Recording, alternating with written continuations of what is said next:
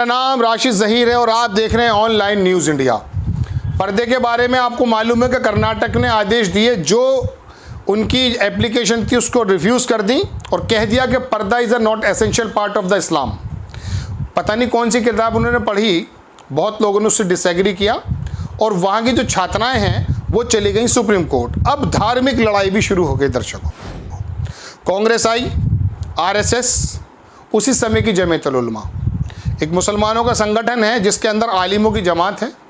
अक्सर बेशतर मुस्लिम उनके पीछे चलते हैं। 20 करोड़ कहें या 10 करोड़ कहें, साइलेंट मतलब उनकी जो है ना एक्सेप्टेंस होती है जमीयतुल उलमा को लेके। उनके अध्यक्ष ने एक बात कही है, वो मैं आपको सुनाता हूँ। जमीयतुल उलमा हिंद मौलाना महमूद मदनी, इन्होंने लिखा कि जमीयत ने हिजाब पर हाईकोर्ट के फैसलों को मुसलमानों के लिए नुकसानदेह बताया। जमीयत अध्यक्ष मौलाना महमूद असद मदनी ने स्वीकृत संस्कृति, जो एक्सेप्ट संस्कृतिज हैं, परंपरा और मान्यताओं का सम्मान करने को कहा। नई दिल्ली 15 मार्च। जमीयतुल उलमा हिंद के अध्यक्ष मौलाना महमूद मदनी ने ये पहले मैं आपको बता दूं दर्शकों, मौलाना असद महमूद मदनी बहुत सारे दर्शकों को नहीं पता होगा। ये मौलाना अरशद मदनी, उनके जो वालिद मौलाना मदनी, जिन्होंने आज़ादी की लड़ाई को लड़ा, मौलाना अब्दुल कलाम आज़ाद और वो तमाम लोग मौजूद थे। उन्हीं की औलादों में से उनके पोते लगते हैं या नवासे लगते हैं, उन्हीं की ये जमात है। मौलाना असद मदनी ने हिजाब पर कर्नाटक उच्च न्यायालय के फैसले पर प्रतिक्रिया देते हुए इसे देश और मुसलमानों के लिए नुकसानदेह बताया। उन्होंने कहा कि इससे धार्मिक स्वतंत्रता पर सीधा प्रभाव पड़ेगा। मौलाना मदनी ने कहा कि ये एक सच्चाई है कि कोई भी समाज केवल कानूनी बारीकियों से नहीं चलता, कोई भी समाज केवल कानून की बारीकियों से नहीं चलता, बल्कि सामाजिक और पारंपरिक रूप से इसका स्वीकार्य होना आवश्यक है। कोई भी कानून आवश्यक है, समाज के माध्यम से उसका एक्सेप्टेंस होना। उन्होंने कहा कि इस फैसले का कई नकारात्मक प्रभाव होंगे, विशेषकर मुस्लिम लड़कियों की शिक्षा पर असर पड़ेगा। वर्तमान में जिस तरह की परिस्थितियां उत्पन्न की गई हैं उसमें वे अपनी स्वतंत्रता और भरोसा को खो देंगी। उन्होंने कहा कि हमारा देश एक बहुत ही प्राचीन परंपरा और सभ्यता है, खासकर मुस्लिम महिलाओं और मान्यताओं और अवधारणाओं में सदियों से पर्दा और हया का बड़ा महत्व है। इसे केवल अदालत के फैसले से नहीं मिटाया जा सकता। मौलाना मदनी ने इस बात पर जोर दिया कि फैसला जिस धर्म के संबंध में दिया जा रहा है उसकी स्वीकार्य मान्यताएं उस धर्म के आधिकारिक विद्वानों और जानकारों के अनुसार होना चाहिए। जजेस साहब ने खुद ही बता दिया है कि इस्लाम का एसेंशियल पार्ट नहीं है। अदालतों को इस संबंध में अपनी तरफ से एक अलग रास्ता नहीं अपनाया जाना चाहिए। अदालतें जो अपनी तरफ से एक नया तरीका इस्तेमाल कर रही हैं वो गलत है। मौलाना मदनी ने राज्य सरकार और देश की केंद्र सरकार का ध्यान आकर्षित कराते हुए कहा कि ये किसी कौम की स्वीकृत संस्कृति, परंपरा और मान्यता की रक्षा करने की जिम्मेदारी पूरी करे। अगर मामला अदालत से हल ना हो तो लोकतंत्र में संसद और विधानसभाओं को कानून बनाने का पूरा अधिकार होता है।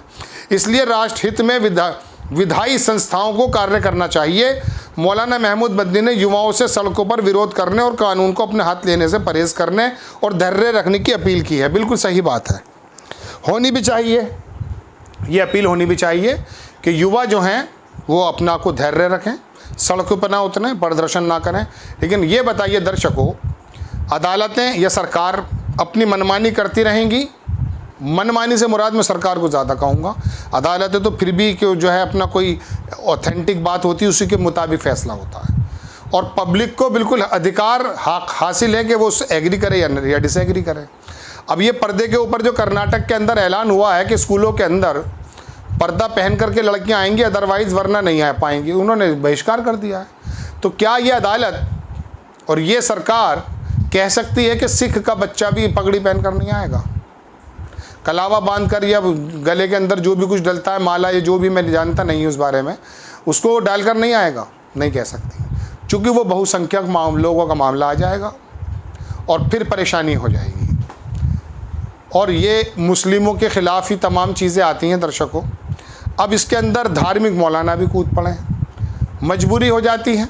जमीयतुल उलमा का रोल अगर आप देखेंगे पूरे भारत में आज तक, शुरू से लेकर के आज तक, आप कोई एक ऐसा फैसला नहीं बता सकते जब इन्होंने उग्र होने की दावत दी हो। और भारतीय जनता पार्टी के नेताओं ने आपको मैं दर्जनों, सैकड़ों नहीं हज़ारों, लाखों मिसालें बता सकता हूं कि जब उग्र करने की या उग्र होने की दावत दी गई है एक बहुसंख्यक समाज को, ये बात तो अलग है कि बहुसंख्यक समाज यानी कि हिंदुइज्म को मानने वाले हिंदू वो शांति के दूत हैं, वरना रवांडा बनने में देर नहीं लगती। इन सरकारों ने तो आपस में लड़ाने की बातें की हैं। विपक्ष के नेता हों, ज़ात बिरादरी पे राजनीति करने वाले नेता हों, या सत्ता में आए हुए धर्म की राजनीति करके जो सत्ता को हासिल किए वो नेता हों, इन्होंने तो यही तय किया है कि किस तरह से एक पर्टिकुलर समुदाय को किसी तरह से पिंच किया जाए, उसके इम्तहान लिया जाए, उसके जज्बातों का, उसके सब्र का, और फिर अगर वो उग्र हो जाएंगे तो फिर कहेंगे कि ये तो एंटी नेशनल हैं, ये तो आतंकवादी हैं। हालांकि हम या मौलाना कोई भी इस बात को नहीं कहता कि सड़कों पर आप उतरें, क्योंकि सड़कों पर जब उतरते हैं तो सीए की तरह गोलियां लग जाती हैं, फिर उनसे हर्जाने और जुर्माने वसूल किए जाते हैं दर्शकों। लेकिन ये हालात आते क्यों हैं? मैं आपके सामने कब बेरोज़गारी के डाटे लेकर आऊँगा, और दर्शकों आप कब तक बेरोज़गारी के डाटों पर ध्यान देकर के वोट करोगे? कभी पर्दे का मामला आ जाता है तो कभी कश्मीर फाइल का मामला आ जाता है। मतलब एक चीज़ सही नहीं हो पाती है, दूसरी चीज़ पैदा हो जाती है। एक डायरेक्टर कश्मीर फाइल को बनाने वाला जो जामा मस्जिद के आगे हाथ उठाए बैठा है और एमएफ हुसैन की बनाई हुई तस्वीरों को अप्रिशिएट करता है, जिसके अंदर हिंदू धर्म के देवी देवताओं का अपमान है, वो इतना बड़ा देशभक्त बन गया, अब वो इतना बड़ा हिंदू भक्त बन गया कि उसने पाकिस्तान के पार्ट को हटा करके सिर्फ एक समुदाय को टारगेट करते हुए फिल्म बना दी, और प्रधानमंत्री जी उसके प्रमोशन पे लगे हुए हैं। यानी कि 2013 से पहले अनुपम खेर की लैंग्वेज कुछ और थी, और 2013 के बाद मोदी जी के आने के बाद वो बदल जाता है। 70 साल की उम्र में आके काफिर हो जाता है बंदा। काफिर इन द सेंस कि 2014 से पहले तो देशभक्ति की बातें करता था, आज एक समुदाय की बातें करता है। कौन लोग हैं? कहीं पर्दे को बंद करेंगे, कहीं जमातों को बंद करेंगे, कहीं कुछ करेंगे, कहीं मस्जिदों को बंद करेंगे, क्या क्या होगा ये बताइए दर्शकों। ये चीज़ें हैं। अब इसके अंदर धार्मिक अगर ये मौलाना, ये जो धार्मिक मौलाना हैं ये भी आने लगेंगे, उधर से फिर पंडित जी आ जाएंगे तमाम, तो अब ये बताइए देश के अंदर तरक्की की होगी या आपस के अंदर जो सामंजस्य है वो टूटता हुआ दिखाई देगा?